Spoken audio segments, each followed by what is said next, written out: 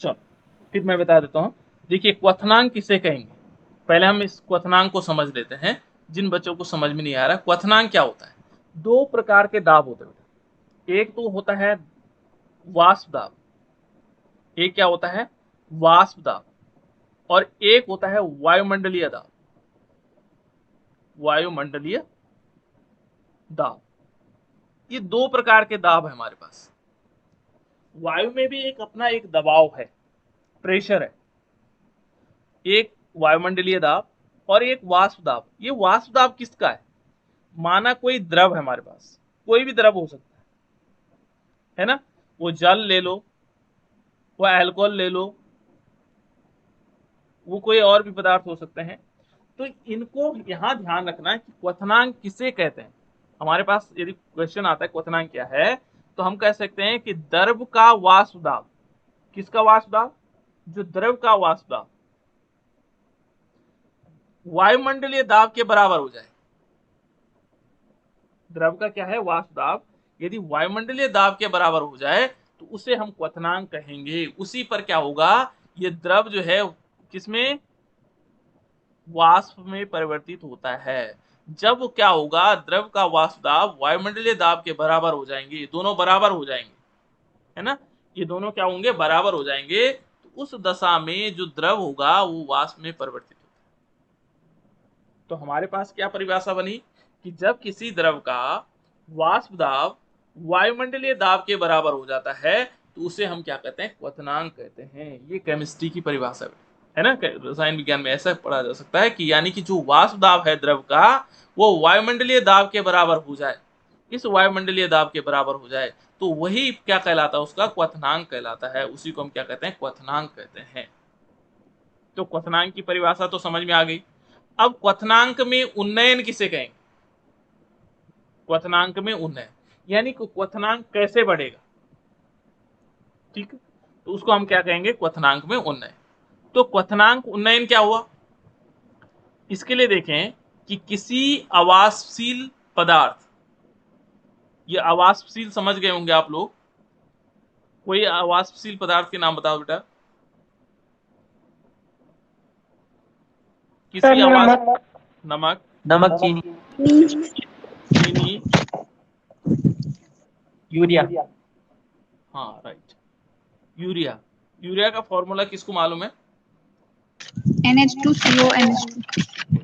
NH2CuNH। ये अभी हम धीरे धीरे बढ़ाएंगे बेटे, इनकी संख्या और बढ़ाएंगे, है ना। तो NaCl आप लोगों को याद हो गया, सोडियम क्लोराइड बोलते हैं। चीनी का फॉर्मूला हमारे पास ये हो गया, और ये NH2CO NH2 क्या है, ये यूरिया का फॉर्मूला है, ठीक है। ये तीनों क्या है, अवाष्पशील है, यानी कि जब हम पानी में मिला देंगे, तो पानी में मिला करके यदि हम पानी इसको गर्म करेंगे, वाष्पित करेंगे, तो इसमें से क्या होगा, केवल जो पानी होगा वो वाष्पित होगा, ये नहीं होंगे वाष्पित, ये वहीं के वहीं बने रहेंगे, ये वाष्पित नहीं होंगे, ठीक है ना। इसलिए इनको क्या कहा जाता है, अवाष्पशील पदार्थ। तो ये क्या कहता है, ये कहता है कि किसी अवाष्पशील पदार्थ को किसी विलायक में घोलने पर, ये घोलने में क्वथनांक में जो वृद्धि होती है, हमने क्या किया, एक विलायक लिया और उस विलायक में यूरिया डाल दिया, तो यूरिया डालने से क्या हुआ, उसके क्वथनांक में जो वृद्धि हुई है उसे क्वथनांक का उन्नयन कहते हैं। उसे क्या कहेंगे, क्वथनांक का उन्नयन। आप लोगों ने देखा होगा कि हम घर में क्या करते हैं कि जब दाल बनाते हैं, दाल बनाने में क्या करते हैं, दाल बनाने के साथ साथ नमक पहले डाल देते हैं। नमक डालते कि नहीं डालते, क्यों डालते होंगे नमक, किसी को मालूम है, नमक क्यों डालते होंगे। सर ताकि दाल जल्दी गल जाए। हाँ, ताकि दाल जल्दी गल जाएगी। दाल जल्दी क्यों गलेगी, नमक के कारण। नमक ने क्या किया ऐसा, नमक ने क्या किया ऐसा, देखो बेटा यही तो, 50% बढ़ा हाँ दिया। यहाँ देखो अब क्या हुआ कि जब हमने दाल, ये पानी था पानी, और इसमें हमने दाल डाल रखी थी, तो दाल में क्या हुआ कि हमने नमक डाल दिया, क्या डाला, अवाष्पशील पदार्थ डाला, अवाष्पशील पदार्थ डाला, किसमें, विलायक में। उसने क्या किया, उसके क्वथनांक में उसका क्वथनांक क्या कर दिया, बढ़ा दिया। क्वथनांक माने उसका तापमान, यानी कि 100 डिग्री था तो कितना हो गया, मान लीजिए 110 डिग्री हो गया, ये 150 डिग्री हो गया, डिग्री सेल्सियस हो गया। तो जब ताप ज्यादा होगा तो क्या होगा, दाल जल्दी गलेगी नहीं गलेगी। तो इसने क्या किया, वो क्या काम किया, इसने भी उसके ताप क्वथनांक को का उन्नयन किया।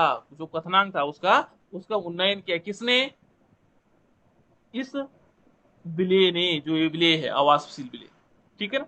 तो उसे कहते हैं बेटा क्वथनांक में उन्नयन। अब उस उन्नयन को हम दिखाते हैं डेल्टा टीबी। क्वथनांक में उन्नयन को हम किससे दिखाते हैं, डेल्टा टीबी। किससे प्रदर्शित करते हैं, डेल्टा टीबी से। अब यदि हम निकालना चाहेंगे कितना उन्नयन हुआ, मान लीजिए हमें क्या करना है, क्वथनांक में उन्नयन निकालना। तो क्वथनांक में उन्नयन बराबर क्या होगा, क्वथनांक में उन्नयन बराबर delta T B is equal to क्या होगा, जो हमारे पास क्या है, विलियन है, विलियन का वाष्प दाब, सॉरी विलियन का क्या निकालेंगे, क्वथनांक। वाष्प दाब बार बार याद आ रहा है ना। यहाँ पर क्या होगा, क्या विलियन का क्वथनांक, ध्यान रखना विलियन का जो क्वथनांक होगा उस वो ज्यादा होगा, क्योंकि हमने उसमें क्या मिला दिया, अब अवाष्पशील पदार्थ। और दूसरा क्या होगा, माइनस कर देंगे किसको, शुद्ध अवस्था में विलाय का क्वथनांक, ठीक है ना। शुद्ध अवस्था में विलाय का क्वथनांक डेल्टा टीबी नोट। ये देखो नोट जो शब्द लग रहा है ये शुद्ध अवस्था के लिए लग रहा है, ठीक है ना, जहां पर शुद्ध, क्योंकि यहाँ पर क्या है, जल ही जल है, और इसमें क्या है, जल भी है और साथ साथ में उसमें अवाष्पशील पदार्थ है, तो उससे बढ़ा हुआ है, तो बड़े में से छोटे को तो घटाते हैं, तो ये उन्नयन हो जाएगा। ये क्या आएगा, उन्नयन आएगा। मान लीजिए हमने देखा जल जल का जो है क्वथनांक था 100 डिग्री सेल्सियस, ठीक है। अब हमने इसमें नमक मिलाया, नमक मिलाने से क्या हो गया, नमक ने क्या किया, उसका क्वथनांक हो गया 150 डिग्री सेल्सियस। अब यदि हम निकालना चाहेंगे क्वथनांक में कितना उन्नयन हुआ, तो कितना हुआ होगा, 50। 50। 50। ये 50 हुआ ना, 50 डिग्री सेल्सियस का हुआ। हमने क्या किया, 50 डिग्री सेल्सियस कहाँ से आया, इसमें से, ये देखो ये विलियन वाला है, विलियन में से हमने क्या किया, विलाय को घटाया। तो यही काम हम यहाँ पर कर रहे हैं, देखो ये विलियन है, विलियन में से हम क्या कर रहे हैं, विलाय के क्वथनांक को घटा दे रहे हैं, तो उससे हमारे पास क्वथनांक में उन्नयन आया। क्वथनांक में कितना उन्नयन आया। अब इसके लिए देखो बेटा यहाँ पर क्या है कि ये तो हमारे पास क्वथनांक में उन्नयन हमने निकाल दिया, लेकिन ये क्वथनांक में उन्नयन कितना होगा, क्वथनांक में उन्नयन कितना होगा ये जानना जरूरी है। जैसे वाष्प दाब में अवनमन हुआ, कितना हुआ, उसके लिए क्या था, वो किसके प्रोपोर्शनल होता था, मोल प्रभाज या मोल अंश के प्रोपोर्शनल होता था। या यहाँ पर जो क्वथनांक में उन्नयन होगा वो कितना होगा, इसके लिए देखो क्वथनांक में उन्नयन यानी कि डेल्टा टीबी, क्वथनांक में जो उन्नयन होगा ये कैसा है, अणुसंख्यक गुण है बेटा। कैसे है, इसको कहते हैं अणुसंख्यक गुण, यानी कि अणुओं की संख्या पर निर्भर करता है, ठीक है ना। कैसे, क्वथनांक में उन्नयन विलयन में उपस्थित विलेय के मोलल सांद्रण यानी कि मोललता के समानुपाती होता है। हमने यहां पर क्या होगा, कितना बढ़ेगा, तो हमने क्या करना है यहाँ पर कि जो डेल्टा टीबी है ये कितना बढ़ेगा, क्वथनांक में उन्नयन कितना होगा, ये प्रोपोर्शनल होता है मोललता के, यानी कि जो विलेय के मोलल होंगे, विलेय के मोलों की संख्या, मोलों की संख्या नहीं, मोललता होगी उसके समानुपाती होगा। अब मोललता क्या होती है, किसी को मालूम है मोललता क्या होती है, मोललता किसे कहते हैं बेटा, मोललता, मोललिटी। 1 किलोग्राम विलायक में विलेय के मोल बटे विलाय का भर किलोग्राम में। ठीक के मोलों की संख्या अपन विलायक का द्रव्यमान। 1 लीटर विलियन में उपस्थित विलेय के मोलों की संख्या। अलग अलग बोल रहे हो लेकिन लगभग एक ही चीज बोल रहे हो। यहाँ पर सिंपल क्या होगा कि 1 केजी विलायक हमारे पास, 1 केजी विलायक, यदि हम मोललता की परिभाषा को देखेंगे तो 1 केजी विलायक क्या है हमारे पास, 1 केजी विलायक, उसमें जितने विलेय के मोल होंगे, उसमें क्या होंगे, विलेय के मोल, वो क्या कहलाता है, मोललता कहलाता है, उसे कहते हैं मोललता, वो है बेटा मोललता। विलेय 1 kg विलायक में विलेय के मोलों की संख्या को हम क्या कहते हैं? मोललता कहते हैं। अब यहां देखो इसमें क्या होगा, यदि हम delta TB is equal to निकालेंगे, बराबर निकालेंगे, तो delta TB is equal to क्या होगा? ये होगा K B into small M. Small M है बेटा, कैपिटल एम होगा तो मोलरता हो जाएगा, ठीक है ना। ये स्मॉल एम है, इसको हम मोललता कहते हैं। अब इसमें क्या करेंगे, यहां पर जो केबी है, ये केबी कहां से आया? ये है मोलल उन्नयन स्थिरांक। इसको क्या बोलेंगे? मोलल उन्नयन स्थिरांक या क्वथनांक उन्नयन स्थिरांक। ये मैंने लिखा हुआ भी है इसमें, है ना। जब आप लोग वीडियो देख रहे होंगे तो आपको पता लग जाएगा। इसको क्या कहेंगे? मोलल उन्नयन स्थिरांक, और इसे क्या कहा जा सकता है? क्वथनांक उन्नयन स्थिरांक भी कहते हैं। यदि हम इस फॉर्मूले को और आगे बढ़ाना चाहते हैं, delta T V is equal to K B, तो यहां रहेगा ही, और यहां इस मोललता बराबर क्या है? यहां पर आएगा विलेय के मोलों की संख्या, विलेय के मोलों की संख्या, मोलों की संख्या, और बटे में क्या आ जाएगा? विलायक का द्रव्यमान, विलायक का द्रव्यमान। और किस में आएगा विलायक का द्रव्यमान? वो आएगा केजी में, यहां पर हम लिखेंगे किलोग्राम में। विलायक का द्रव्यमान किस में आएगा? किलोग्राम में।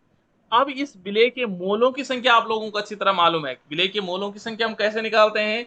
विलेय की ग्राम में मात्रा बटे अणुभार, विलेय का अणुभार।